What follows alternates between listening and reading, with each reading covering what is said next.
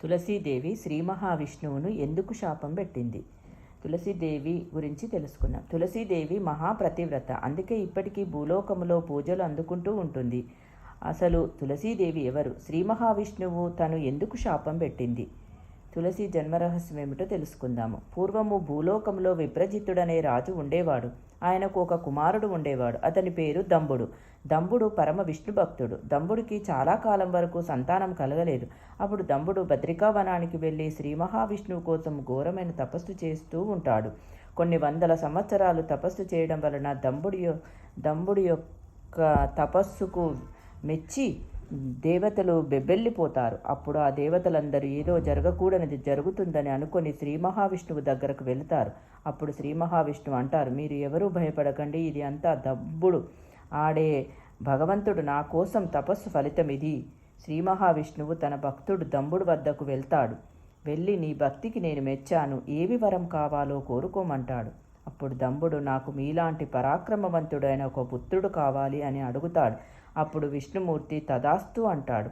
అలా వరప్రసాదం వల్ల దంబునికి ఒక పుత్రుడు పుడతాడు. అతడి పేరు శంఖచూడుడు.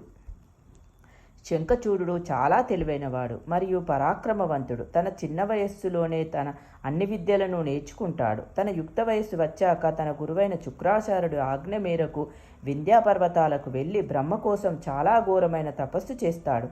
అప్పుడు బ్రహ్మదేవుడు ప్రత్యక్షమయ్యి తపస్సుకు మెచ్చి ఏమి వరం కావాలో కోరుకోమంటాడు. అప్పుడు అతడు, నేను యుద్ధం చేసేటప్పుడు ఎవరూ నా ముందు గెలవకూడదు, నన్ను ఎవరూ ఓడింపకూడదు, నాకు అసలు చావు అనేదే ఉండకూడదని వరం కోరుకుంటాడు.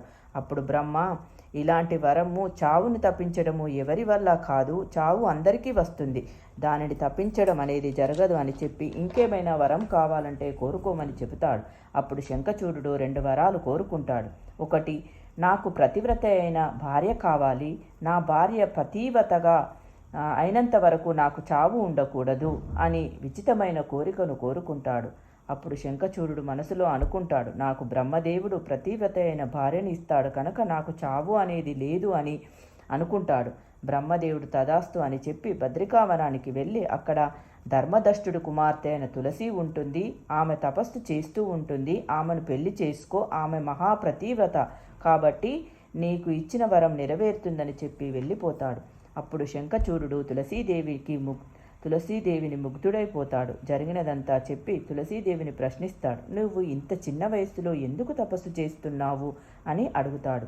తులసీదేవి, ధర్మధ్వజుడనే రాజకుమార్తెను నేను పరాక్రమశాలి అయిన భర్త కోసం తపస్సు చేస్తున్నానని చెబుతుంది. శంఖచూడుడు బ్రహ్మదేవుడు ఇచ్చిన వరముల గురించి చెప్పి, నాకు మరణం లేదు, నేను నిన్ను పెళ్లి చేసుకోమని బ్రహ్మదేవుడు పంపించాడని, ఇది బ్రహ్మదేవుడు కుదిర్చిన పెళ్లి అని చెబుతాడు. అప్పుడు తులసీదేవి ఒప్పుకుంటుంది. ఇద్దరికీ ఘనంగా వివాహం జరుగుతుంది. దంభుడు తన రాజ్యాన్ని శంఖచూడుడికి అప్పగిస్తాడు. ఇతడు రాజైన తర్వాత అన్ని రాజ్యాలను ఆక్రమించటము, విస్తరించటము మొదలు పెడతాడు. భూలోకంలోనే కాక దేవలోకంలో కూడా ఆక్రమించటం మొదలు పెడతాడు. దేవతలందరినీ చిత్రహింసలకి గురి చేస్తాడు. దేవతలు అతని బాధను భరించలేక బ్రహ్మదేవుని దగ్గరకు వెళ్తారు. మమ్మల్ని మీరే కాపాడాలని మొరపెట్టుకుంటారు. నేను వరాలు మాత్రమే ఇస్తాను, కానీ ఏమీ చేయలేను, శివుని వద్దకు వెళ్ళమని చెబుతాడు. అప్పుడు యుద్ధం లేకుండా మంచి మనసుతో చెబుతున్నాను అని చెప్తాడు. దానికి అతడు నిరాకరిస్తాడు. యుద్ధమే జరగాల్సింది అని చెప్తాడు. అప్పుడు తులసీదేవి యుద్ధం వద్దు, భర్తతో మొరపెట్టుకుంటుంది. నీవు ప్రతివ్రతగా ఉన్నంతకాలం నాకు మరణం లేదు, నువ్వు భయపడవద్దు అని చెప్తాడు. ఇలా చాలా సంవత్సరాలు శివుడు యుద్ధం చేసిన తర్వాత శంఖచూడుడు చనిపోవడం లేదు. అప్పుడు శివుడు విష్ణువు దగ్గరికి వస్తాడు. అప్పుడు విష్ణుమూర్తి తులసీదేవి ప్రతివ్రతగా ఉన్నంతకాలం అతనికి చావు లేదు అని శివునితో చెబుతాడు. అప్పుడు శివుడు, నీవు యుద్ధం చేయి, నేను తులసీదేవిని ప్రతివ్రత భంగం చేస్తాను అని చెప్పి భర్త వేషములో తులసి దగ్గరకు విష్ణుమూర్తి వెళ్తాడు. అలా శంఖచూడుడి యొక్క బలం తగ్గి మహాశివుని చేతిలో చనిపోతాడు. మరుసటి రోజు తులసీదేవికి అర్థమవుతుంది, వచ్చింది తన భర్త కాదని మహావిష్ణువు అని. అప్పుడు విష్ణువుతో తులసీదేవి ఇలా అంటుంది, నీవు నన్ను మోసం చేశావు, ప్రతివ్రత భంగం చేశావు, నా భర్త చనిపోయాడు అంటుంది. ఏమీ చేయమంటావు, నీ భర్త చాలా దుర్మార్గుడు, బ్రహ్మ ఇచ్చిన వరం పట్టుకొని చాలా దుర్మార్గం చేస్తున్నాడు. ఇది లోక కళ్యాణం కోసం చేశాను అంటారు.